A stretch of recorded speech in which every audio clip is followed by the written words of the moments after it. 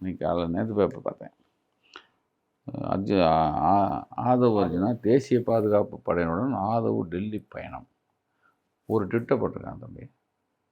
அந்த ட்விட்டு வந்து நீங்களும் நானும் தம்பியோ அவரோ போட்டிருந்தா இந்நேரம் நீ என்கொயரிங்கிற பேரில் தேசிய பாதுகாப்பு படையோ யார் எது முன்னாடியே நீங்கள் சென்ட்ரலோ ஸ்டேட்டோ முன்னாடி உட்காந்துருக்கணும். இன்றைக்கே நீங்கள் உட்கார வச்சுருப்பாங்க.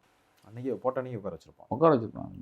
இன்றைக்கி போடுறானே தேசிய பாதுகாப்பு படையினா தேசிய பாதுகாப்புக்கு வந்து குந்தகம் விளைகிற மாதிரி ஒரு ட்விட்டை போட்டு தேசிய பாதுகாப்பு படையினருடன் அவன் டெல்லி போனான்னா எனக்கு ஒன்றுமே புரியல தம்பி.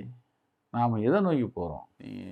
அதாவது சட்டத்தோட ஆட்சிங்கிறோம். அப்போ யாருக்கு? காசு இல்லாதவனுக்கு சட்டத்தோட ஆட்சி, காசு இருக்கிறவனுக்கு. அதான் சொன்னேன். எனக்கு அந்த ஆதவ அர்ஜுனா பையன் என்கிட்ட பேசியிருக்கான், எனக்கு தெரியும் அந்த பையனை.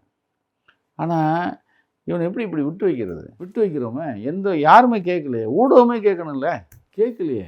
எப்படா ஒருத்தன் இவளுக்கு ஒரு ட்விட்டை போட்ட கடைசியில் பேய்கள் அரசாண்டால் பிணந்துன்னும் சாத்துறாங்க. எந்த பேய்? விஜய்ங்கிற பேய் அரசானா பிணந்துன்னு சாத்துறோம். அதைத்தான் அவன் சொல்லாமல் சொல்லிட்டு போகிறான். ஒன்று தானே சொல்கிறான். விஜய்க்கும் அவனுக்கு அந்த படிக்கிற அளவுக்கு ஆற்றல் இருக்கா, அறிவு இருக்கான்னு தெரில. அவனை தான் சொல்லிட்டு போகிறான். பேய்கள் அரசாண்டால் பிணந்துன்னும் சாத்துறாங்கன்னு சொல்லிட்டு போகிறான் ஒருத்தன். அவனை நம்ம கோர்ட்டு தான் முழிச்சு என்னாச்சு, அவன் மேலே என்ன நடவடிக்கை எடுக்கிறான்.